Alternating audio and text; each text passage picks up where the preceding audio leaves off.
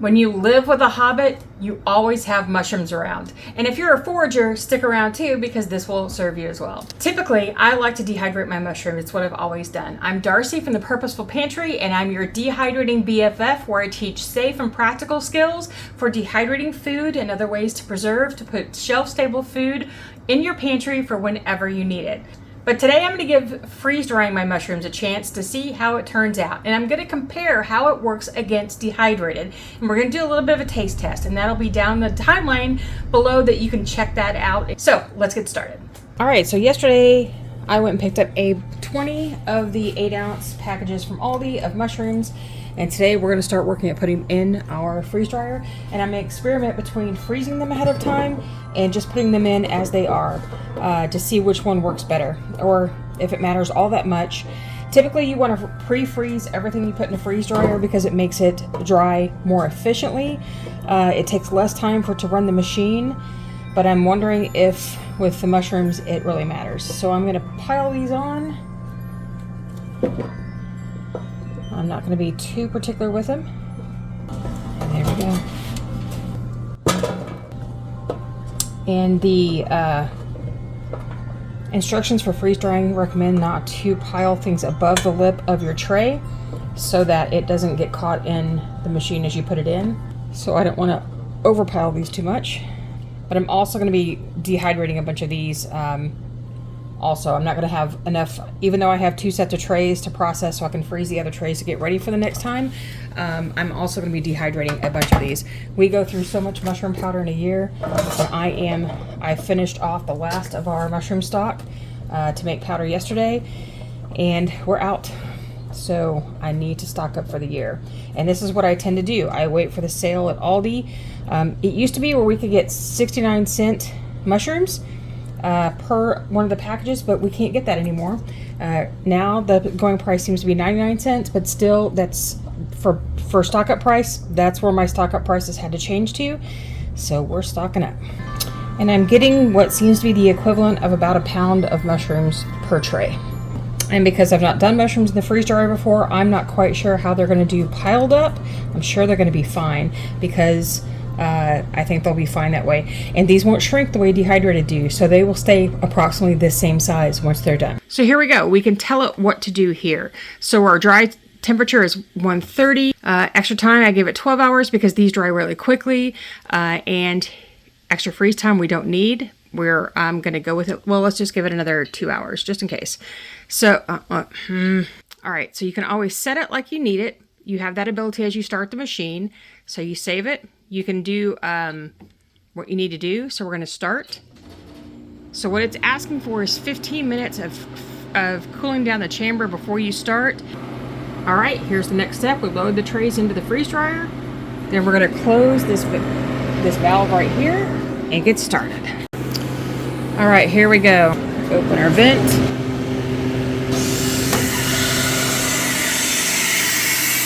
That reduces the vacuum.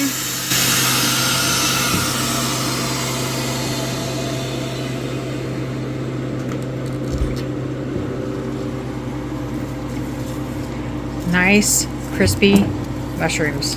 They are so dry. Okay, this is what they look like when they're done.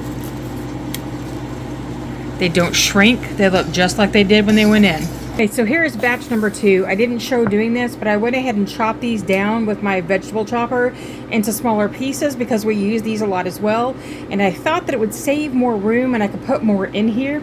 And it turns out I was only getting about the same amount, maybe just a little bit more. So I've got 2 trays of the chopped, 2 trays of the sliced, because I took advantage of that Aldi sale and went back today for more. All right, here we go with our freeze-dried mushrooms. They are so easy to break up. This is what they look like. If you can see that, they taste just like mushroom. It is so incredible how they taste like a fresh mushroom. Differently than, here's dehydrated. Oh, I've got this vacuum sealed. Okay, the difference between dehydrated and freeze-dried. Okay? While dehydrated tastes like mushroom, the freeze-dried tastes tastes like mushroom. I mean, it's almost like you're having a fresh mushroom, but it's dry. I don't know if there's a good way to say the difference between those two things. It is incredible the amount of difference between what they are like as far as the flavor. Now the size, these are going to take up more space because they are still the same size they were before. They don't shrink. Mushrooms that are dehydrated shrink up like crazy, which makes them better for storage. You can get more in a smaller space. So I'm going to go ahead and put these here. It may take a few minutes for this to happen with the, let's get an equivalent of the size of what it would be like. We're going to put one in for rehydrating for both and let them go. And let's get our freeze dry put away. You can also break these up pretty easily if you don't want the whole pieces. You could process the same way as you would with dehydrated. You could put them into a veggie chopper to get them smaller pieces ahead of time. We're going to keep this first batch that we do whole because my husband loves the whole. This is approximately 4-ish pounds of mushrooms, and 2 trays is going to fit a half-gallon jar. And I really don't want to smush them all because we want to keep these whole. So let's get this on and get this vacuum sealing.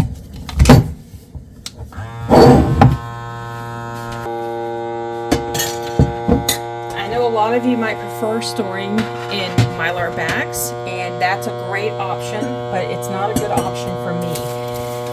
If I put them in Mylar bags, I will never see what it is. I am a organizer that needs to see my stuff. I can't put things all behind closed doors or in bags that I can't see it or I won't use it. So this is the option for me.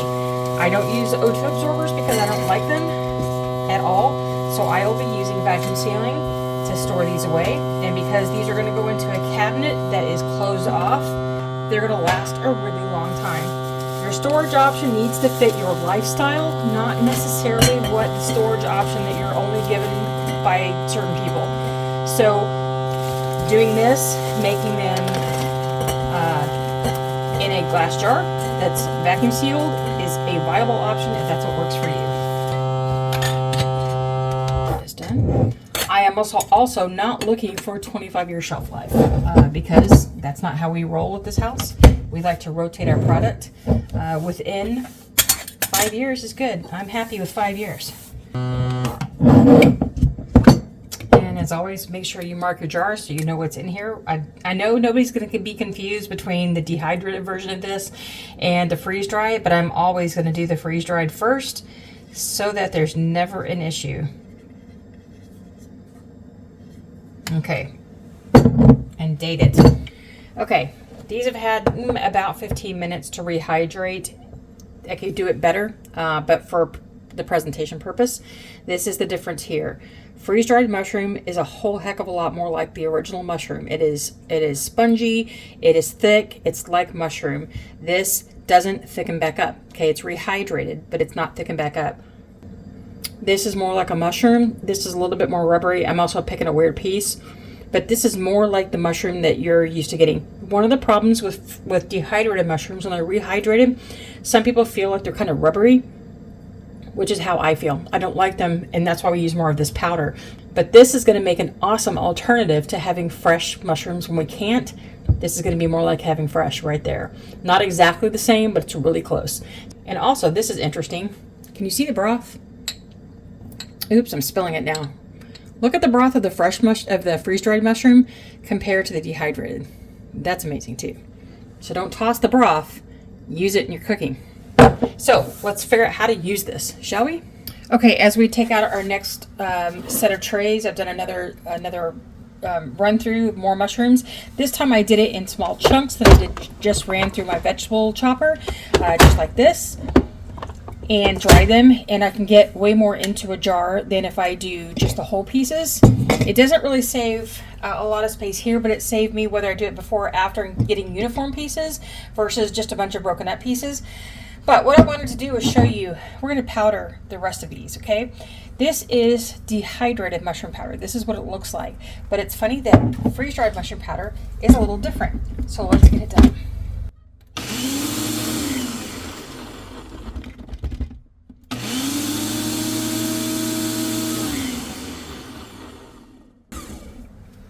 Now look at the difference between the two.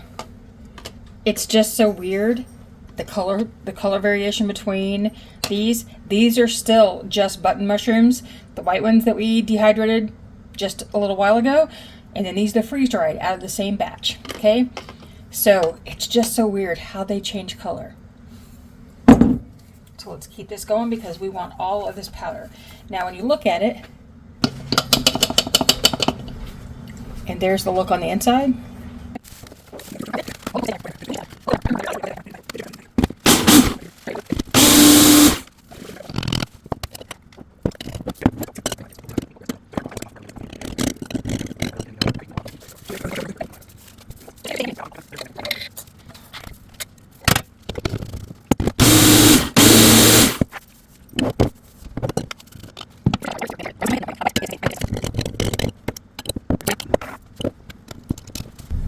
Okay, so the hubby, who is the hobbit in the family, tried the two here. So here's what he's going to tell you. The difference between the freeze-dried mushroom and the dehydrated mushroom, what do you think?